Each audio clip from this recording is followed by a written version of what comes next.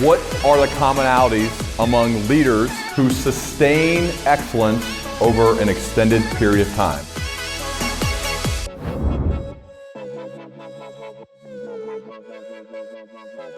All right, Randall. I'm laughing just because of our pre-recording conversation. No, it's been so good to get to know you, man. Welcome to the Learning Leader Show. My pleasure. Thanks for having me. So you have coached over 2,000 people, over 500 CEOs. You don't really publicize that, but it's quite a track record. I'm curious about some of your best students. Some may call them clients, but there are students of yours. And when you think about the ones who have sustained excellence over an extended period of time, what are some of the qualities that they have in common? Well, first of all, they certainly had these qualities way before they met me and engaged me. Listen, some of the best leaders I've been around are hugely optimistic people. Although they follow a bit of a formula, they're really pessimistic when it comes to task, that is achieving things. And they're very focused on details, and they're very worried about whether things are going to get done, but they're very rosy in terms of people, and they're hugely optimistic about the future and about opportunity. I mean, so optimism just is a feeling. It's contagious. We talk about emotions being contagious, but I think optimism is probably the most contagious of all emotions, leadership-wise. These are hugely persistent people, very focused people, very resilient people. I mean, these are all qualities they had way before they talked to me and engaged me. Most of them have really sound judgment. They have an experience and a perspective that enables them to see things very clearly. They're very objective people. They can create distance from themselves. But the hard part is to distinguish the good ones from the great ones. And there's not many great ones, but the great ones tend to have some other qualities that are harder to describe in simple terms. But I would say, the one quality that comes right to mind from some of the great people is they have this tremendous need to improve themselves. I mean, just this tremendous need to learn. They're learning machines, and they're always looking to get better. There's a lot of people that when they reach a certain status, they reach a certain role, they get compensated at a certain level, they lose that desire to take feedback and to get better. They kind of feel like they've arrived. The really great ones, it's all every moment in their lives is a beginning. They're always at the beginning of the race. They're never at the end of the race, and you can feel it in almost everything that they do.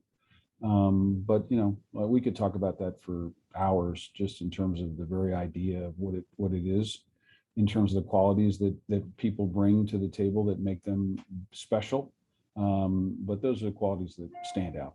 I sense that a typical client, a typical student for you is somebody who is like an 8 or a 9, and your job's to get them to a 10 or more. Yeah. Is that right? Yeah, I'm definitely in the business of taking people that are very good and making them great. I'm less interested in taking handicapped people and making them less handicapped, for sure. It's much harder and much more tedious. And usually those people, if they have a big flaw like a derailer, they're fairly unaware about it. So it's painful even to make them aware about it. But that idea of actually making people much better is the fun of doing what I do. And it's interesting. You couch this as student.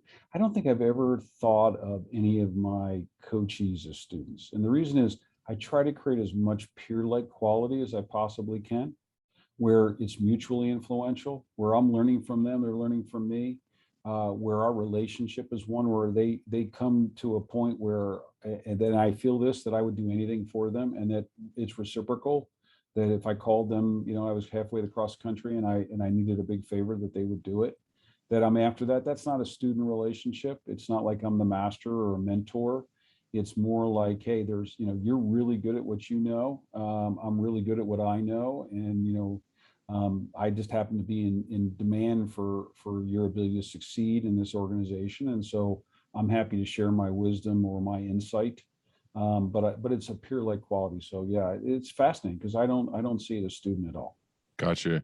Can you take us back to the beginning of you doing what you do now, whatever year that was? I'm most curious about, when you talk about the beginnings of things, how you earned credibility, what you've done to do that. Because there are a lot of coaches out there who you and I have spoken about them privately that, you just wouldn't hire them. And you basically get hired 100% based upon referrals. I don't see you anywhere on social media. I don't see your face, your name, hardly anywhere, even on the internet. On your about page for your company, there isn't an about us. It's an about you, right? Always focused on the people that you help and not focused on yourself. So like you try, it seems at least, really hard to almost be invisible. And yet you have way, way, way more work than you can even handle. So what was it like at the beginning, and how did you like grow to get to this point, I should say? Well, the problem with it, speaking about it, is it's going to give my age away, because I've been doing this a really long time, right? So You look great, Randall. yeah. Well, yeah. Thanks for nothing. Back in all the way back in the mid '80s, I was a professor at the University of Illinois in Champaign-Urbana. I was doing some process consulting for some of the local firms, Chicago-based firms, but mostly firms in the south of Illinois. Kraft Foods and Beatrice Foods and Illinois Power and a variety of firms like that. And in the process, I started getting asked to work individually one-on-one. Nobody called it coaching back then. It was just a individual, almost tutorial of dealing with key executives, and that's how it started. And when people started calling it coaching, I was kind of like, I wasn't even sure I liked the term. I always thought of myself more as a principal advisor, which is more the government way of describing counselors in the background. So, and then executive coaching started to develop in the early '90s, and then it became a mainstay. And then we had federations of certifications and all those things, none of which I engaged in. And so you have no certification, you have no coaching certification, or yeah, my certification is clients. That's it. Yeah, I mean. And again, it's not that I'm against other people's certifications. It's that, at the end of the day, it's what you know and what you can do. Right. And listen, I have a PhD in organizational behavior and leadership communication. And in the process of that, I would tell you that 98% of my clients have no idea. They don't have any idea I was ever an academic. They don't have any idea that I have a PhD, nor do they care. And the reason they don't care is because it's all about the conversation and the advice and the counsel and the sounding board that you provide for them. And if it's valuable, then they want to keep talking to you. And if it's not valuable, they don't. Yeah. And so you got to make yourself powerful. So what it means to be powerful, credible in the space that I'm in, it's knowing things about what to do differently in a variety of situations, and then offering good advice that turns out to be true. It turns out to be useful. And so that's how you get referred from place to place. And then it's about keeping your ego in check by keeping yourself in the background. I have been a long time believer that the best leaders stay in the background. It's not about them. Their physical offices are not about them. Their messages are not about them. They are hugely humble people. I probably don't qualify for the humble side of things, but I definitely try to keep my profile as low as possible. And I advise that to all leaders. I think profile really gets you in trouble most of the time. I had a leader that we studied a long time ago who said to me, Randall, you're only truly famous when somebody who's crazy thinks they're you. And there's no upside in that. And it's right, because profile makes you a target. Makes you a target for litigation, makes you a target for peer scrutiny, makes you a target for peer jealousy, makes you a target for all kinds of things. The only thing that profile gets you is vanity, unless you're selling a book or you want your face on a coin. And vanity is the anathema of what I do for a living. Truly. Now, there's a lot of people that do it the other way that would say to me, and that, we interview coaches all the time to hire them. They'll say to me, without profile, how does anyone know who you are? Well, how about good work? How about great relationships? How about you stand for values rather than stand for yourself? So that's just kind of the way I played it. Interesting story. I interviewed Siegfried, the old Siegfried and Roy tandem that used to play around Vegas with the Tigers and everything else. And Siegfried was in a session that I was a part of, and I get a chance to interview him. And we were asking him questions. And I said to him, well, you've been on stage at that time for like 30 years. I said, what's the most important insight? And he looked at me and I don't know why he decided to tell me the truth. And he said, I've been doing this a long time. He said, you wear the cape, you don't let the cape wear you. And I thought, how profound is that? And so I made it, after I heard that, I made it a lifelong commitment never to let the cape wear me. And that in the process. What does that mean? What does that mean? Just the cape, the allure, the profile, the success, the basking in reflected glory, which is something that the academics like to talk about. It's the who do you know and where have you gone, and when you start to believe in yourself to that level rather than in your substance, the cape starts to wear you. And in the process of it wearing you, you become vain in a way that is not good for what you do for advice and counsel. What do you think? It's become so much more in vogue for the CEOs of companies to grace the covers of magazines, have digital or actual real ones, have these stories written about them, documentaries made about them. It's become like the founder is the king type thing, or queen. And I feel like it hasn't always been that way. I mean, Steve Jobs years ago, but now it's like everywhere you look, they're talking about this incredible, magical person that is the founder and CEO of whatever company. What do you think about all that? Well, first of all, if again, sometimes if you're selling the book, or in this case, raising the money, the profile actually helps you. Yep. But I bet you that if you talk to the majority of those people plus 10 years after they've done those things, most of them regret it. Most of them go, that was just a silly thing that I did, that I put myself out there in a way, not that I've been bothered. It's not the intrusion that it bothers me. It's just the idea that I projected myself as something that, first of all, wasn't, I presume static. It wasn't static. I'm dynamic.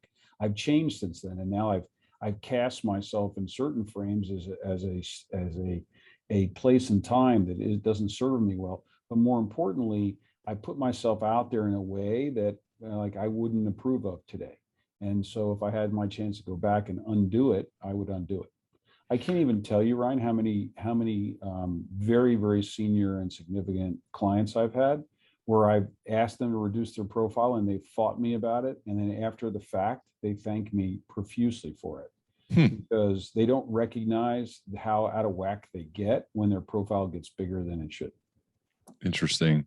Was it hard for you early on when maybe you're not as mature, maybe your ego was bigger, and you're trying to actually build a real business? How did you stop yourself from wanting the bigger profile as you're getting asked to be kind of their one-on-one executive advisor / coach? And now you're thinking, wait a second, this could be a real business, not beyond just being a college professor. How did you manage that in the early days? Yeah, well, a couple of things.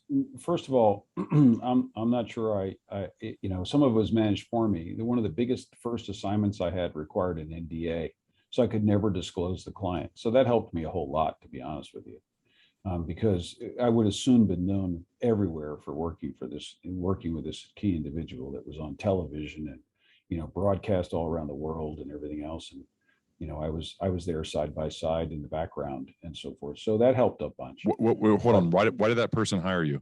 Because they were scared about going to jail. They were in front of a congressional testimony, and they were, there was a very high profile, one of the most high profile things that ever happened. Right, but why did they hire you? It was actually not them. It was their legal attorney that hired me as a way of helping them manage the questions that were going to come at them.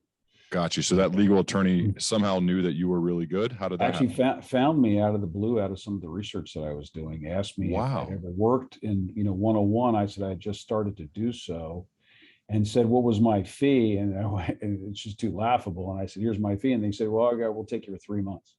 What was your fee? What are you talking about? He's every day for 3 months. It was just happened to be during the summer. And so I said, okay, I'll try. And so, lo and behold, I went back to Washington, D.C. and and I started working with this individual, preparing them for their testimony and everything else that was going to be on, national television and broadcast around the world and so forth. And the good news is I had to sign an NDA. And so, even 20 years later, I wasn't able to disclose that that was me behind the scenes. And the truth is, and here's a classic case of profile. I would have been very proud of working with that person initially until who they became later. I probably would have been a lot less proud. And so I'm actually glad I wasn't associated with them 20 years later. But at the time, it would have put me on the map and would have created all kinds of stuff. And so that helped me a bunch. But the real answer to your question is I have this deep commitment to the value of leadership. And leaders don't, the one of the myths of leadership is leaders lead from the front, when in fact they lead from the back. They put other people up front. They make it about other people. And by the way, that's how you become approachable, how you become accessible, how you become open. All the great things that happen in leadership are not about you being out in front. We have all these media portrayals about, military leaders and political leaders and others that are not, they're not wrong, but they're bad examples for most leadership. Because, when Bob Dylan said, when you're on the top, you're really on the bottom, he was dead right. Okay, you really need to be on the bottom. And I don't mean you have to go all the way to servant leadership, although I agree with a lot of things about servant leadership, about being a resource for other people, about facilitating other people's goals. Because my very definition of leadership is about making people and situations better. That's what leadership is. When anyone makes a person or a situation better through their actions, decisions, choices, messages, behaviors, they're leading, which means anyone can lead anytime they so choose, or at least attempt to. And so I've always believed deeply in that idea. And that's why I said, guess what? If I'm going to do this and I'm going to coach other people to be better in this leadership thing, then I definitely have to live the example. And if I don't, then I'm a fraud. And it's hard enough to deal with, thinking you're a charlatan most of the time to begin with. Everybody has that fear to a certain degree. And I certainly did early on when I was like 32 years old and, coaching people that were 30 years my senior. But nonetheless, it was that commitment to, right, leadership is not about me. This is not about me. I don't have to be in the forefront. And in that way, I learned later, a lot similar to how lawyers and legal teams operate. Very few people would tell you who the legal team is of most significant litigation or trials and the like, with some exceptions. They're always in the background. You couldn't tell me who 3M or Goldman Sachs or GE's lawyers are right now. You couldn't name them. Why should you be able to name their advisors and coaches? They're supposed to be in the background, not in the foreground. What about, let's say I've gone to a lot of national sales meetings in my day. Grew up working in sales. Now I get to speak at them. And I found it helpful when the CEO can share the vision and do it in a compelling way. And in a way, that's kind of them leading from the front, isn't it? I mean, it's sharing part of their vision, their beliefs. Here's where we're going. Here's how your involvement's going to help us get there, right? That feels like leading from the front to me. Yeah, it would be leading more from the front if that vision was about them. That's what I mean. I don't mean that they don't have to assert or they don't have to put forth, good targets or visions. I mean, values that the organization should live by under their leadership. To me, is that about them? Is it prideful? Is it something where they have to project that this is about who they are, or is this about the firm? Is this about the team? Right? I mean, just think about, we've studied so many great athletic coaches, and the best ones, right? After a loss, will take every part of the responsibility for that. They'll say, I didn't do this and I didn't do that. And after a win, they give every attribution to the team. That's what it means from leading from behind. Doesn't mean that during that game they weren't directing the action. Doesn't mean they didn't create the plays. Doesn't mean that they didn't motivate at halftime, right? That, in that sense, what I mean by leading from behind is it's not about you. It has less to do with your projecting about who you are and what you are, and more about the people that you lead. And that's what I mean by leading from behind. Is there a way you could take us inside what a one-on-one session is like with you? Like, what do they sound like? I'm sure they're all different based on the client, and everyone's different. And I sense that listening is one of the skills you've really developed to be good at your job. But what's it like to be inside a one-on-one coaching session with Randall Stutman? That's a good question, since I've never been inside one. I've only been part of one, right? But listen, it follows a common structure. So maybe that's is the answer to the question. Yeah. I normally, when I hook up and connect with people that I've been coaching, first thing we do is catch up. And so just like any other relationship, we're catching up both personally and professionally, like what's new. And then I get a little bit more specific in terms of critical conversations, critical episodes, things that have happened in the business, things that have happened with their leader, things that have happened relationally in somewhere in their aspects or in their lives. And then at that point, usually most of the people I work with have been trained by me, coached by me to save up situations. So what are some situations you want to walk through with me? Because I'm a sounding board more than I am a source of advice. And so, right, have you saved up? And some of those are past things that have happened in the past, and some of those are things that are maybe coming up. And then based on my understanding of them through a variety of means, I then have my agenda, things that I want to get into, things that I would like them to do differently, some recommendations, maybe something to read, maybe something to listen to, but more importantly, things to work on. And then by then we're out of time. The best part of the coaching conversations that I have is they always run out of time. They're always like, you go, oh, crap, time's up, right? I got to move to my next meeting, same as you. And so I rarely have a time. Most overwhelmingly, my conversations end too fast, and we have so much more to talk about. And then what I do is I have a little bit of a register where I keep notes for everything, so I know exactly what we covered, and then right then I decide what are the things I want to cover next time. I may not cover them, but what are the topics? What are the issues in the next conversation? I want to decide that right now. And then if I learn something I should follow up on, like, your son just is, you're moving your son or your daughter into college, 2 weeks from now, and we're not going to talk for 3 weeks. I mean, I want to be able to send you a text or, how did that go? How's it going? Like, what's it like? I mean, and so I have those little notes for myself so that I can build the relationship and that I can stay curious about what they're up to and who they are. And then what happens, just like anything else, some of those relationships really bond. They really cement, and others of them less so. And the ones that bond, some of them I keep them for years, decades, and other ones, after a period of 6, 9 months, a year, 2 years, they're done, right? Just like any other relationship that you would have. What's the cadence? How often do you guys talk? I try to talk on a 3-week basis. Every 3 weeks. The truth is, most of the leaders at the level that I operate at, if they're too busy to talk faster than that. Now, we'll spend 90 minutes to 2 hours together, virtually or face-to-face. Used to be face-to-face. Prior to March 20th, 2020, I had never been virtual in my life. So not a coaching session. I've been on WebEx, of course, and things, but never coaching. And now, it's primarily virtual. And then I'll normally have a touch points, 2 or 3 touch points between those conversations where I'm seeking how something went, or I'm following up on one of those curious ideas or something of that nature. Occasionally I'll, make sure that they highlight, they don't miss something that I've just read or seen in the news or whatever else, or ask their opinion about things, but it's usually a 3-week cadence. So you basically play the role of being a listener, a sounding board, offer wisdom from time to time, but for the most part, you're a trusted confidant for them to talk to.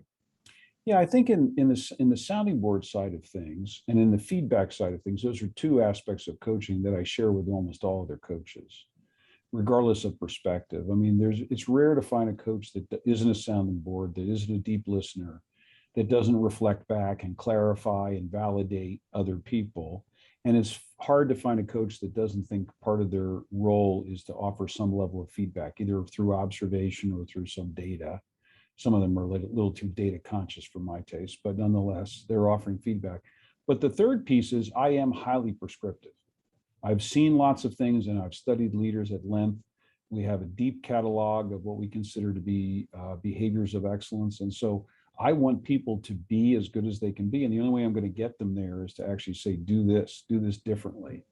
And so I'm very prescriptive, and most coaches don't do that because A, they don't know what to say, and then B, it makes them uncomfortable because they think their role is to process or to simply be a clarifying force for people. And while I think that's important, it's not my primary role. I need to make you better. If you come to a tennis instructor and you want to improve your backhand, you don't want them just to listen to you deeply, right? You don't want them just as a sounding board. You want them to say, here's what you need to do to be better at your backhand. And so I've spent an enormous amount of time generating both advice as well as prescriptive value as to what do you do to get better. And so that's part of it for sure. What are some examples of things you would say, do this?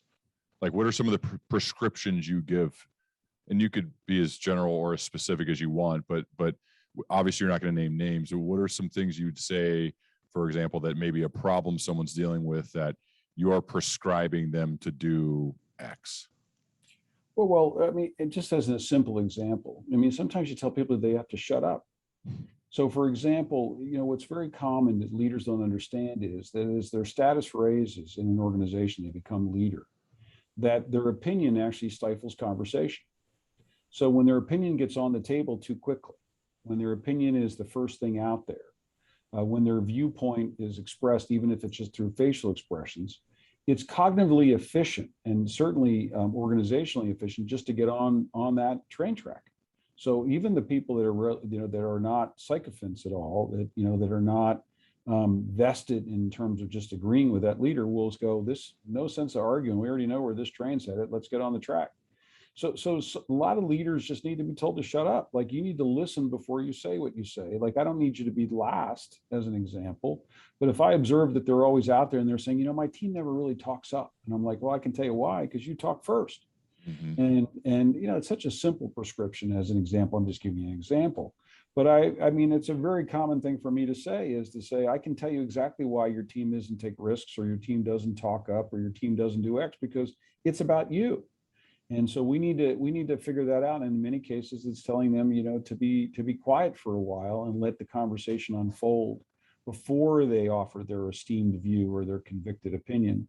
And that's a really simple one. But we have a catalog of, I have like almost 500 very universal, timeless behaviors that can make anyone better in every aspect of leadership.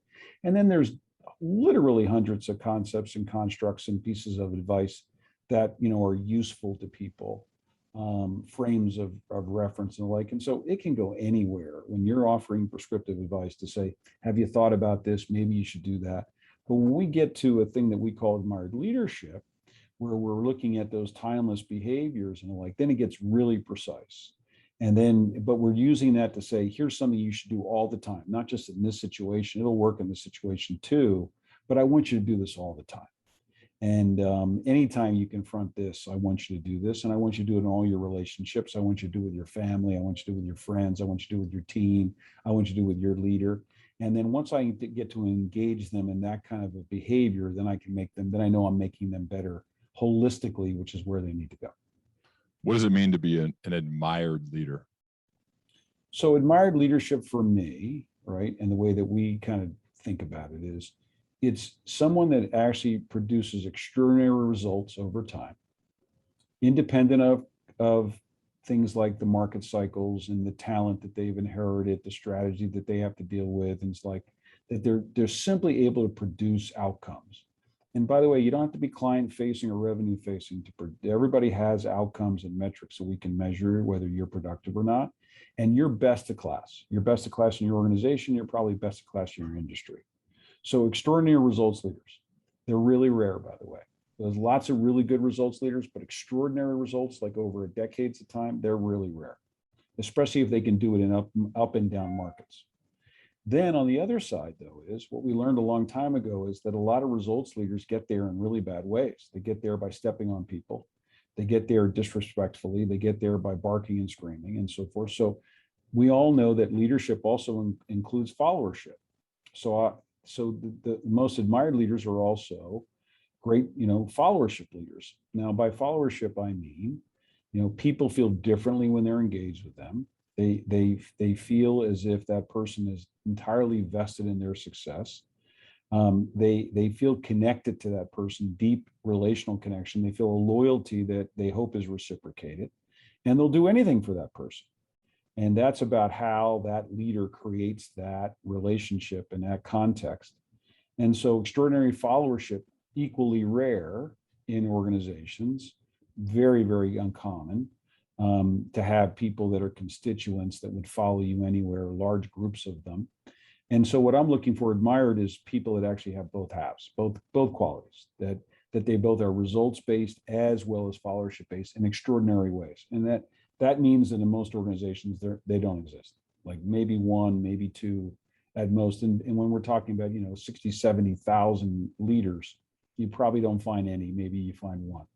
Now, lots of results-based leaders, lots of followership leaders. By that, I mean lots, still very rare, 5, 6, 7, maybe a dozen in the large organization of each side. But the ones that actually have both sides, really rare. I call them admired leaders because the first two I ever found, and I wasn't looking for it, the people around them use that word. They say, I admire them for this, I admire them for that. And so I went, wow, these are admired leaders. And then, I thought, bingo. Okay. And I didn't realize at that point that was not a label I should put on other people, because that puts a big target on their back. But that's a different issue for another conversation. So obviously somebody's listening and saying, Randall, I'm currently a VP of strategy at Fortune 50 company X. I want to be an admired leader. Me too. What are some of the keys or the things I could work on right now to one day hopefully be known as an admired leader?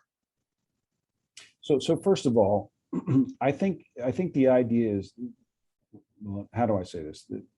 The evaluations you have to leave to other people. There is no way to become admired on purpose, per se. In other words, there are things you can do that are going to create better results and more followership. And there's things that you can do to enhance your credibility and display character and display competence. There are things you can do to be better at how you give feedback to people, how you build teams and the like. But the evaluations you have to leave to other people, because you don't control it. So, it's like any other sport or competition or engagement. You control what you can control. And I can tell you this, you never control whether somebody's going to respect you or put an admired word on, label on you, right? So I think the pursuit of the very idea of the label is probably wrong. I think the idea of wanting to be more credible and more admired all the time by the way that you behave, by engaging in kind of a destiny of, I'm going to engage the world in the way that I would admire somebody, and hopefully be admired at some point. That's great, but it's more the journey and the process than it is the outcome.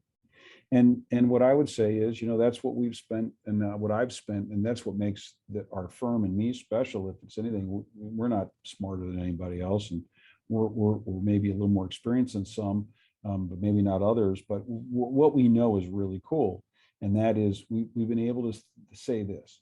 So excellence in just about everything in life. Excellence in being a great dentist, and being a great dancer, and being a great golfer, and being a great speaker, and being a great actor or actress, right? Every single one of those things, when we think of great and that people achieve mastery and excellence, it all has routines associated with it. There are routines that are shared in common with people of excellence in those arenas. Why wouldn't we think that great leaders also share routines and behaviors of excellence? Well, they do. And the majority of the ones that are things you learned in third grade. They show up in a crisis. They admit their mistakes. They show themselves to be human. They keep their promises. They walk the talk, right? All good, by the way, good reminders and important things. But how about if I told you that we have found 500 routines that you've never heard of before, all which are very common to the most admired leaders in the world? Some of these people have never met each other. Actually, none of them have met each other. They come with different generations, different nationalities, different industries, and yet they all do the same things. How come? Because they're just like every other person of excellence. They've figured out, not in every single aspect, but they've figured out how to engage in certain routines. What we've done is collect those routines and teach them to other people. And that's what admired leadership really is, as a catalog of behaviors for us. And that's why I get up every day and do this stuff. Well, what are a few of those routines? Yeah, wouldn't you like to know? Of course, that's why we're here. Yeah. So we leave them for our digital course and things of that nature. And I'm not trying to be coy, whatever else, but there, you and I were talking a little earlier why I don't write books and things. And there's no advantage for me just to put them out into the world so other people can take them and do what they want with them and so forth. And we worked really hard to generate these things, and we want to kind of own the attribution and the like. But there's some that are worth talking to. I've given a few away in terms of other podcasts and the like. But let's talk about, some routines that are maybe are not so foundational, just to give you an example, right? Okay. Yeah, I was going to say, So, like, you're yeah, going to have to give some. We're not going to. just We're an not going to leave them example, all. right? So Yeah. this is not something that we would, it's in our digital course, but nonetheless, really important routines. They're just not as universal, that is not as applicable as others, right? Not as foundational. So take the idea of people that engage in high quality performance. High quality performance, whether it be athleticism, some sport, call it, golf, which is a sport that I, really have a affinity for, or an intellectual performance like chess, or a less of a game, more like just running a meeting, right? Facilitating a meeting. Okay. What you're going to find is the people that are at the highest performers, the people that actually create excellence, when do they practice? See, because most of us practice and then perform. And then occasionally some of us practice and then perform, and then we practice the things that went wrong. But when you actually study the best performers, people of real excellence, both in leadership and elsewhere, what you find is they actually practice right immediately after performance what they did the best. So go study somebody like Jack Nicklaus or Tiger Woods, right? Or somebody that has excelled at golf. But let's just take the area of putting. They went in and they had a wonderful round and they putted really well. You know what those best performers do? They immediately go to the practice putting green and they practice putting, because they want to imprint what they just did at the highest level they possibly could. Right? I've talked to Jerry Rice. I've talked to a variety of other players in other sports. I've talked to major soccer players, but I also have talked to corporates and people that run meetings, people that facilitate, people that, act, people that do all kinds of things in excellence. And you'll find the very pinnacle of things of excellence are people that practice immediately after performance, the things that they did best. Now, that's just not intuitive to me or you, but it's what almost every high performer does. It's universal and timeless. I don't have any doubt that if we went back in time and looked at Jesse Owens, okay, he practiced his start right out of the race. When he was at his best, he immediately started practicing and imprinting exactly how he did that. Okay. I don't have any doubt. I've never talked to Michael Phelps. I've listened to him on a few things. I wouldn't doubt that he does the same thing. And it's not just athletics, because that's the easiest one to describe. But I mean, there's a simple routine, right?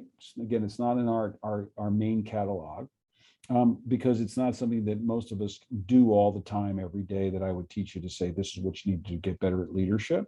But it kind of summarizes or kind of collects the view that I have, which is, here's something that's not intuitive, that once I say it out loud makes perfect sense.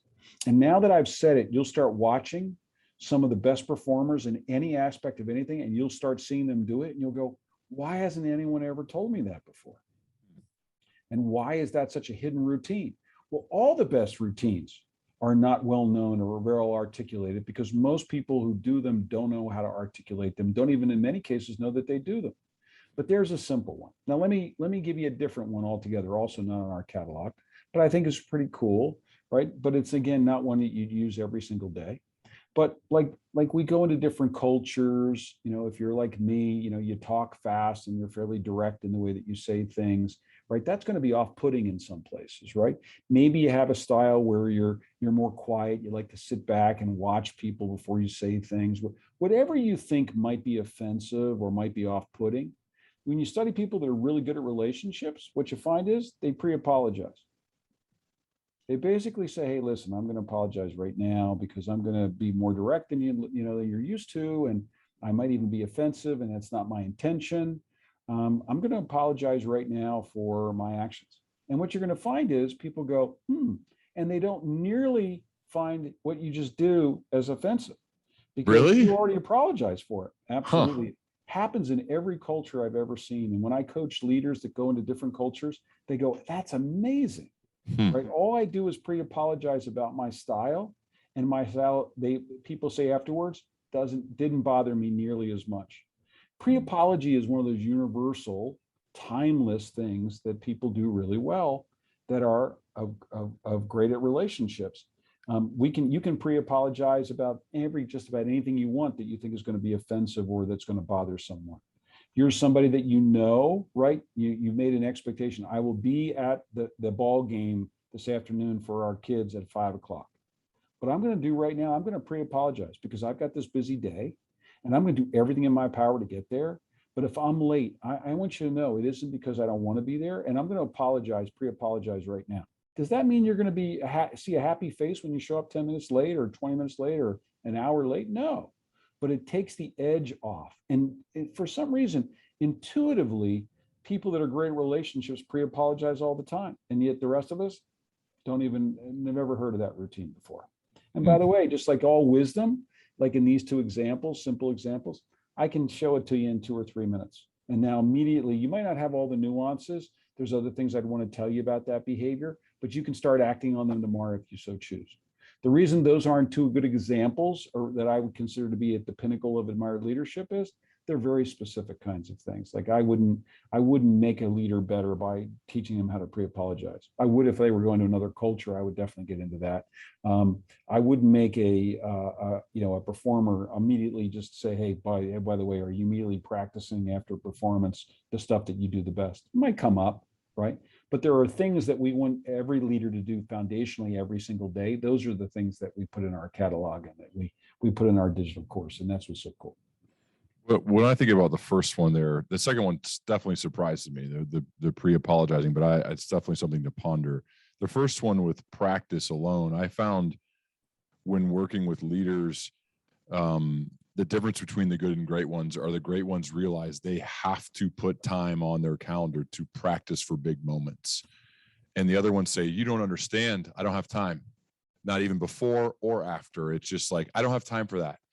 And I would say, what do you mean you don't have time? Like, this is your job. Like, it's one of the most important things you're about to do. You're about to address 1,000 people and you don't have time to practice. You don't have time to have an after action review where maybe now in your case, you're going to practice what you did well and get coaching, get feedback immediately in the moment. I mean, when you play sports, which is my background, you have immediate feedback after every play. And then after practice, you watch the film and get feedback again. And then you could go work on it if you need to. And you're constantly getting feedback. I think that's why it's helped me. And I crave coaching because I've just always had it leading up to the professional world. So I think that just the thought of practice alone is also routine and a commonality among the ones who are making it happen over time versus the ones who say, Randall, I don't have time for that, man. You don't understand my calendar back to back to back to back, man. I can't do that. Right. Well, and first of all, I agree 100% with what you just said, and you're probably spot on in the sense of it's a distinguishing feature between people that are decent and have the talents, but that don't excel. Right. But you really just distinguish the difference between a principle and a behavior. So when I tell people about behaviors, they automatically have principles in their minds. They go, yeah, I've heard those before. No, you haven't. So what you just described as a principle, a guiding action of behaviors. You should set aside time to practice after performance, before performance, but you need to set aside time. That's not a specific action, but the idea that I immediately practice after every single performance that I do with the thing that went best so I can imprint, that's an actual action and routine. That's what turns it into a behavior / routine that's a little different. By the way, we need principles and we need behaviors, but I can't even tell you how many leaders that I talk to that desperately, and people, parents, spouses, friends, right, who just want to be better, but they don't know how. And what I've learned is principles can take you so far, but you need behaviors to actually make you better. And so I love principles. There's lots of great ones running around, some which are less obvious. They're equally universal, by the way, if they're any good. Stephen Covey was great at producing and talking about key principles, but I'm in a different game. I play in the game and run around in the world of behavior, which I think are the more tactical tools that really create greatness. And so really what you just said and what I just talked about go hand in hand. You have to commit to the time first before you can actually engage in the behavior. You got to have the principle in your head to say, I want to practice. Practice is the difference. Now the question is, how do you practice? And this is one particular behavior around practice that would make you a lot better. So I think what you just said is spot on. Who coaches you? Like, how do you work on yourself to continue to get better as a coach? So a couple of different ways. Number one is, I get feedback like everybody else. I run an organization, about 100 people or so, and in the process of that, I get myself reviewed every year. It's not always fun because a lot of people lack perspective, but nonetheless, I get all the feedback about the things that I could be better at and do differently and the like. And so that happens for me. I get lots of feedback almost all the time from my clients based on the responses I get from who's responding and who I'm getting rejected by, who's engaged and using my advice and so forth and so on. And then lastly, we do coaching clinics in our firm where we get together with all the other coaches and we talk through situations, and then we give each other feedback in terms of why that might not be the best approach to that situation or that particular piece. And then lastly, I have a particular former colleague of mine who used to work with me, who we do it for each other, where we critique each other all the time around both stylistically as well as the content and advice and how we carry certain messages and so forth. So all those things together, that's how I get better, but it's not enough. I never get too much of it. I know you mentioned that the wrong word was used when I said students, and the more I thought about it, I'm like, yeah, it makes sense, because I think about the people I've worked with one-on-one. I would say that part of the reason why I think I've improved is because I learned so much from them. Because they're out there in the world doing excellent work. These are the 8s and 9s who want to be 10s, right? They're doing excellent work. And when I'm hearing what they're doing and what they're going through, I'm like, oh my goodness. And I think the act of doing it, because so one of the best ways to learn is to be a teacher, is to put yourself in the mode of being a teacher. Absolutely. As you would know better than anybody. And so you're regularly teaching and sharing feedback and offering advice and giving prescriptions, but then you're also hearing how they're handling real life situations. And then you can use that moving forward, maybe for other clients. I would imagine you've probably learned a ton from the high level leaders you've worked with, and then you're using that moving forward for other people you're working with. Exactly right. And here's a common conversation I have. I'll deal with a CEO level coach coachee that I haven't dealt with before. And they'll be a little skeptical. Maybe I've been imposed upon them by a board, or I've been referred to them and they're just curious and the like. And I'll say, how long have you been doing this? And they'll say, well, I've been the CEO for 5-6 years. And, I'll say, how many times you've been the CEO? Like they'll be, they'll say, this is my second CEO role. And I'll say, so you have an N of 2, right? You have an experience of 2, and right, and you times 5 years. How about if I told you that I have an N of 5,000, right? Which is probably how many people I've engaged over my career, and then maybe many more than that in terms of study. And then how about if whatever situation you have, I've seen it 26, 27, 28 times. Would you want any of the insight, any of the sounding board? Like, why do you want to play this video game and get killed over and over again when I can take you right to door 17, right? Like, wouldn't that make sense? And, you're definitely into saving time and being efficient. Like, let's get right to it. And is that not a valuable resource to you if I can show you like what everybody else does, the things that don't work, the things that might work, the things that you definitely shouldn't do and the like. And most rational people will go, of course, but now prove it, let's talk. And that's, starts the conversation. And then if I'm any good, and hopefully most days I'm good, then that conversation goes, wow, I never knew anybody knew that much about what they do as much as I know about what I do. So now I have a valuable resource that I can't let go. And that's what coaching is all about. One of the other things I've heard and I've read about you is that you're a big believer in third-party praise, and this can help build. You mentioned earlier about optimism and cultures of positivity. This is something I would teach as a dad. I try to say we need to spread positive gossip about our friends. So speaking what's that? I like that.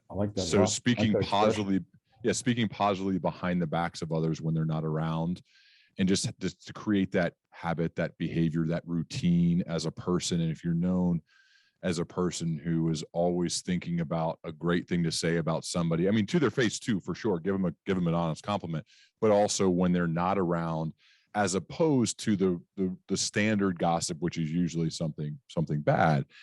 And I'd love to hear you talk more about third-party praise and doing this and creating a culture at work, and how leaders can lead the way with third-party praise and spreading positive gossip. Yeah, so I love your expression of it. So here's what we know. Not my research, not my data, but most leaders that excel in results generally are praise stingy. That is, they're generally what? They're praise stingy. They don't offer praise stingy as other people would like them to, right? So if they get a knock, even though they get all these tremendous results from people and teams and the like, hugely efficient, productive people, it's that they don't offer as much praise. Now, why would that be? You know, and one of the reasons, of course, is that they're very task oriented. People that are generally results oriented are very task oriented, and they have very high standards and to those tasks, and they're very detail oriented. So when they say excellent, they mean excellent. They don't mean sort of excellent. They withhold certain judgments because they have a higher bar than most other people, which makes them praise stingy. Okay. As a result, what happens is those teams and those people around them don't feel as recognized.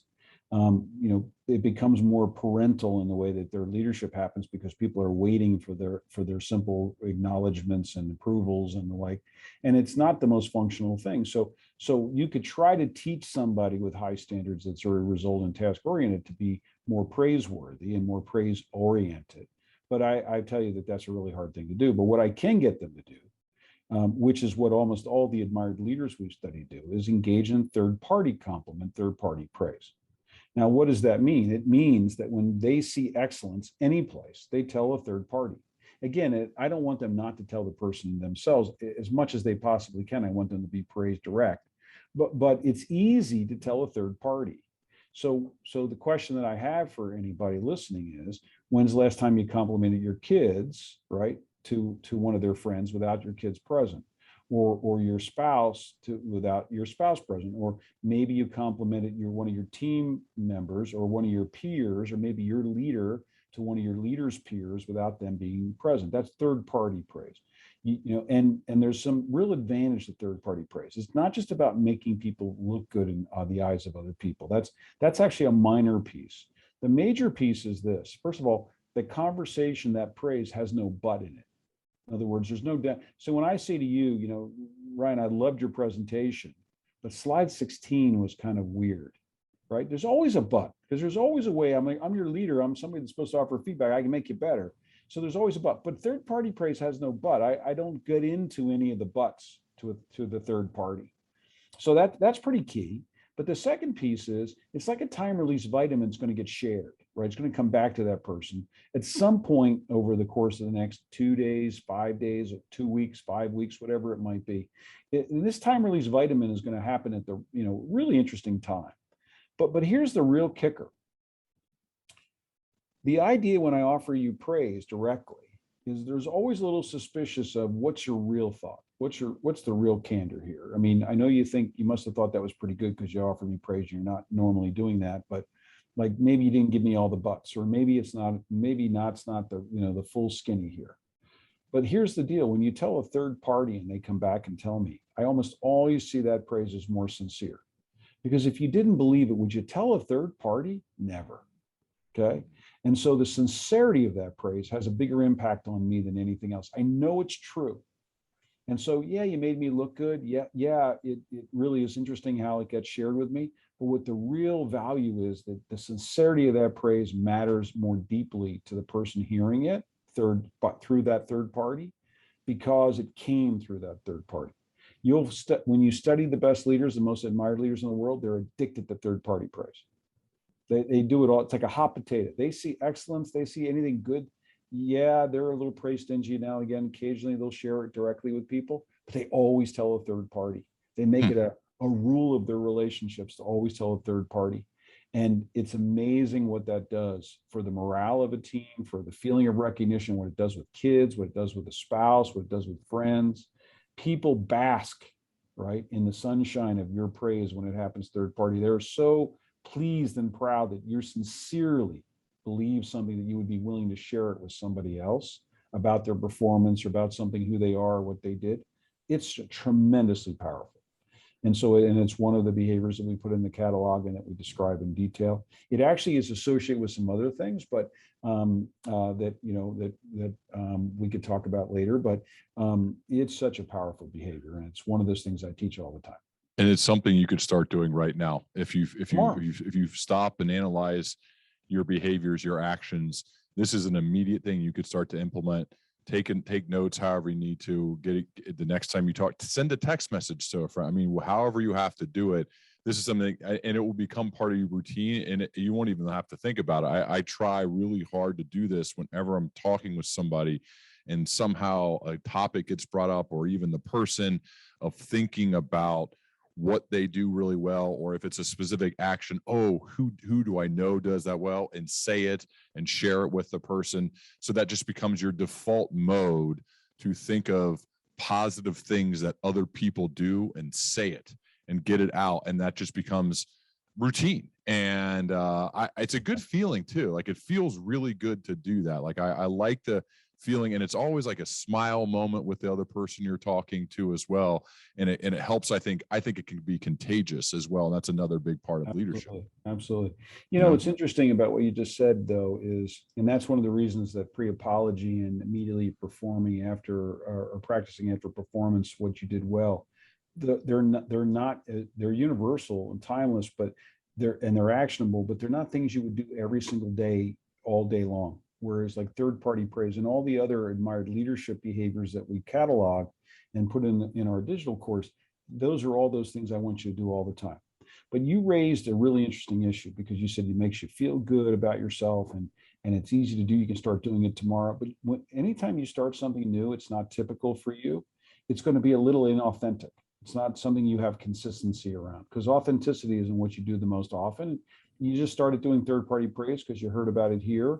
Makes sense to you. And so initially you got to convince people that you're going to stay with it, which is the difference between the idea of technique versus routine. See, because when you do things as a technique, right? So somebody just heard you, Ryan, say, wow, Ryan feels really cool about himself when he does third-party compliments. So therefore I think I'll try it. And then they do it for effect, right? They do it to have an effect, which means they do it once or twice in a particular environment to have a particular outcome. And they don't do it consistently. They don't create mastery around it. They aren't become skillful at it. They haven't committed to themselves. It's not the kind of person or leader they want to be a third-party praiser. So they do it as technique. And what happens is, number one, it doesn't have the effect that it should, because it's just a one-off.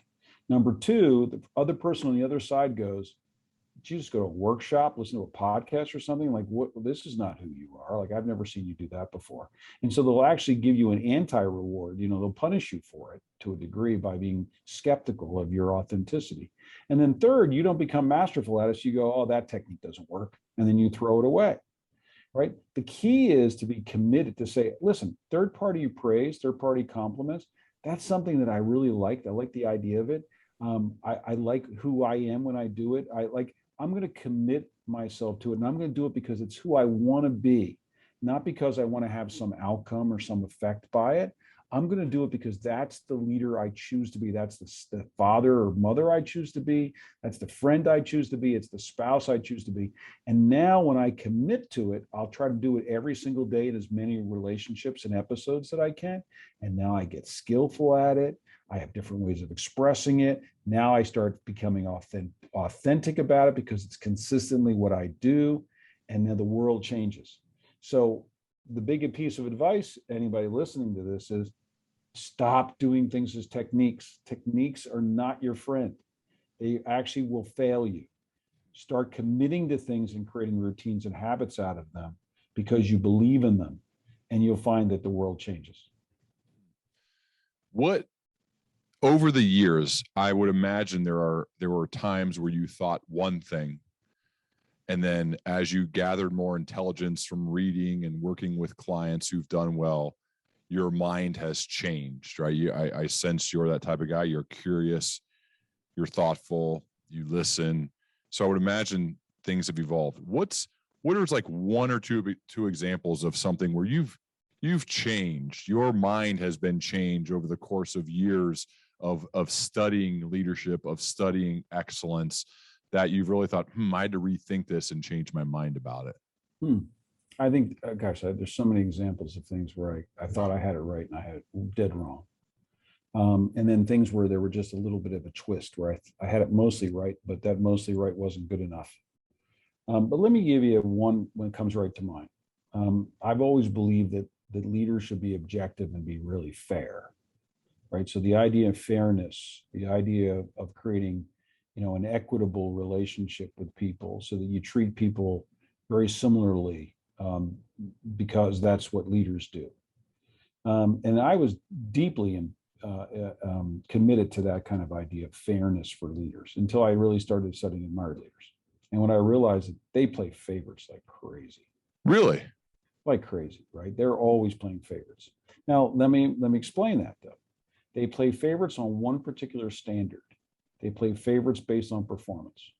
You want more time and attention, more responsibility, more information, more specialness from the best leaders, you need to perform. They don't play favorites based on relational comfort. They don't play favorites on the basis of history, which most of us do, social history. They don't play favorites based on affinity and similarity, which is very common for leaders. They eschew all of that. But what they do is they basically, sometimes intentionally, sometimes just intuitively, they spend more time, more energy. They engage more, enthusiastically with people that perform. And what happens? Everybody says and gets the right message. And that is, you want more of that leader's time and attention, you perform. And it raises the performance, it raises the performance of, rising tides lift all boats, it raises the performance of everyone on the team. And so I've come to go from one spot where I believe that leaders were supposed to not play favorites, to be fair. And now I believe just the opposite. I teach leaders all the time. You need to be, rewarding the high performers in a way that you don't reward anyone else. By the way, intuitively, we know this because we recognize this. Many times when you go into a situation, you study leaders on a team, you'll find that they spend most of their time with the weakest performers because they're the squeaky wheels. And they actually send the opposite message, that if you really want my time and attention, all you have to do is mess up. You really need to stink. And the more you stink, the more time and attention you'll have. And the high performers hate that. High performers go, let me get this straight, right? I'm the best performer on the team and you don't give me any specialness, but this person over here probably isn't even going to be on the team in 6 months. And you're spending all your time and energy with that. Something is wrong here. And they would be right. Something is wrong there. And so I totally went the opposite way now. I now believe that we should all be playing favorites based on performance. And performance, I don't mean in general form, right? Whoever on your team and whoever in your life is doing things really well, reward them with your time and your attention and your interest and your responsibility and your information, and make sure that they understand that favoritism, if such a word would be applied here, is because of their excellence and not the other way around, not because of some affinity or some comfort that you have.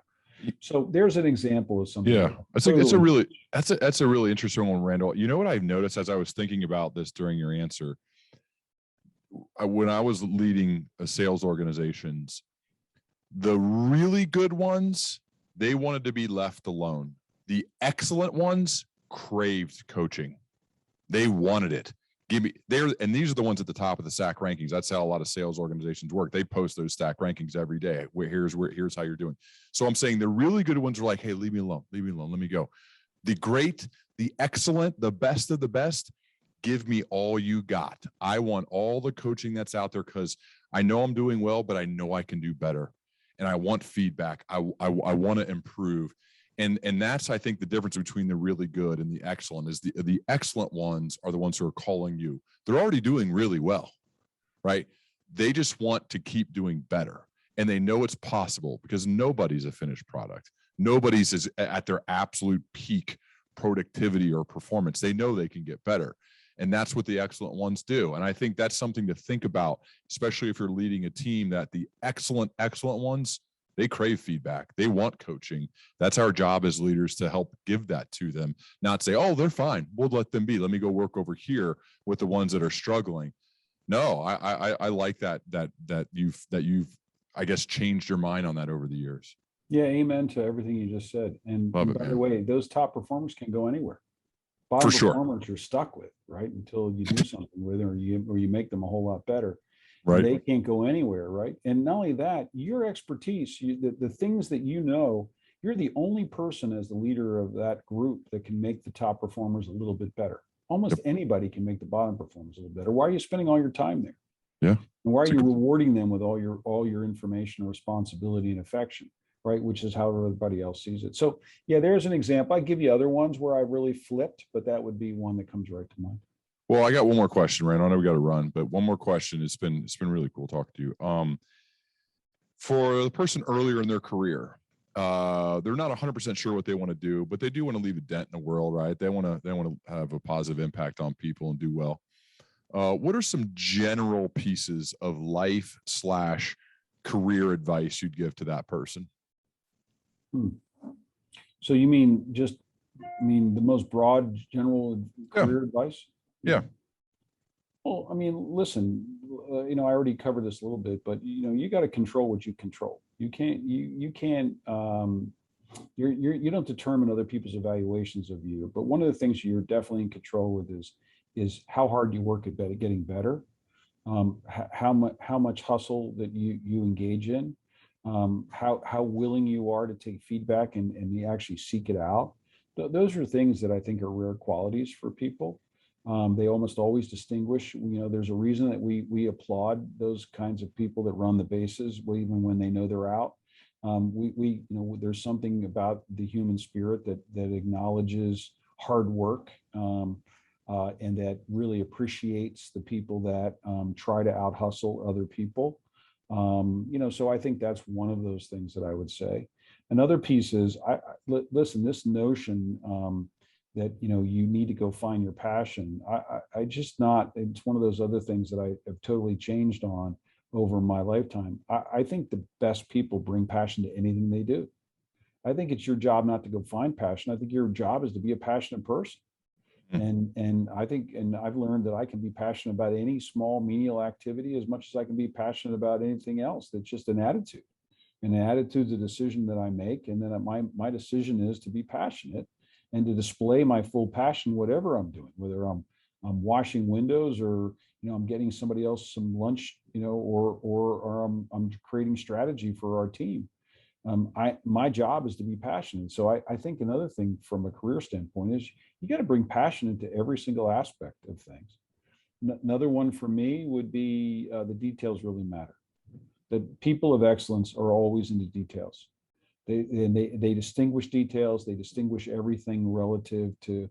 They discriminate just about everything. They really are into the details. The details really matter. Are you into details, or have you gotten your learning to a place where you now the nuances and the smaller things can be distinguished by you, and that you understand how much they impact and create difference. So those are a couple. General career. I gotta hit you on the passion one, man, because I think it's so great. We would do these offsite events where we'd go and help in the community, like plant stuff, spread mulch, do all those types of things. And I think about some of the top performers. They brought so much joy and passion to something like spreading mulch, which isn't that fun and outside in the hot, but you're like, this makes sense. This makes sense why they do so well at their job. It doesn't really matter. It really doesn't matter. They have that outlook on life. Like, I'm bringing it. Let's go. What are we doing today? What are we doing? And then they go. Right.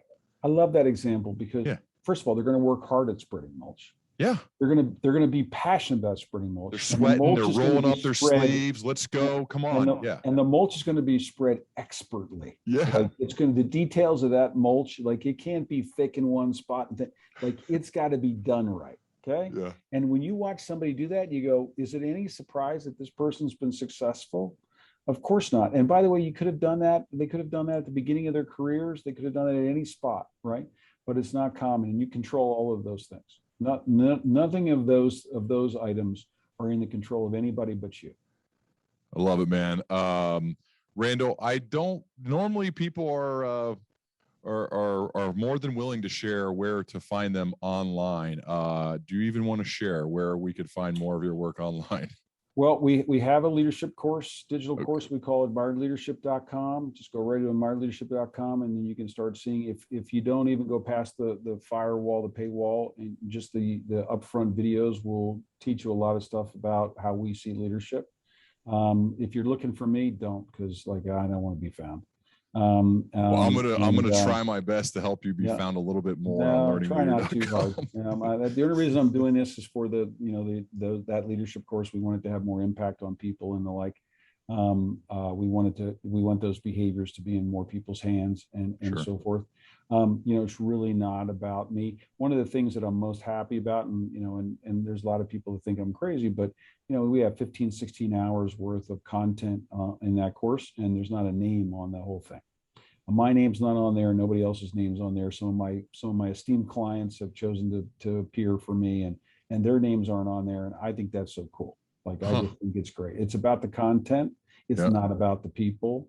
So I kind of, live the value, if you will. And so I think people are tired. At least I'm tired of all the chest thumping about who people are and the profile when they don't have anything to say. We got tons to say. There's all kinds of richness there, but it doesn't have to, it doesn't matter who we are. It matters what that is. And if it helps people, and it helps them be better, then that's what we're about. So anyway, you find us at www.admiredleadership.com, and hopefully you'll do it. Something else that I would love to plug is I write a daily field note every single day. It's free. It starts people's day about leadership. It's just a paragraph or two. We got lots of people reading it every day. I've been doing it since the early June, and I didn't think it would be fun, but I'm having a ball with it, and people spread it all around. If you go to admiredleadership.com, you don't want to do anything else, just sign up for some of the field notes and start getting them every morning. And I can't wait to open it up and see what I wrote, 3 months ago, 4 months ago, which one's coming up and whether it was any good or not. But I enjoy them every morning, and so do lots of other people. So do that. And then lastly, Ryan, I got to tell you that one place to find me is anywhere connected to what you're doing, because what you're doing is great stuff. So way to go. Thank you. I appreciate your team likes to share a lot of my stuff on Twitter, and I didn't even know initially you guys were associated together, and then I dug a little bit and said, what is this Admired Leadership? Yeah, keeps sharing all my stuff. We like your stuff. And then I'm like, wait, this is Randall's group. So that was cool. That was cool. Your name, by the way, my friend Mike Yoder said, you have got to talk to Randall Stutman. And then I started digging in, and obviously then we had a long call and hit it off. So I'd just like to say it's been awesome getting a chance to talk to you. I know this won't be the last time. Let's certainly continue our dialogue as we both progress, man. I appreciate it. And listen, leadership matters. So thanks for doing what you're doing, and keep it up. Thanks so much, man.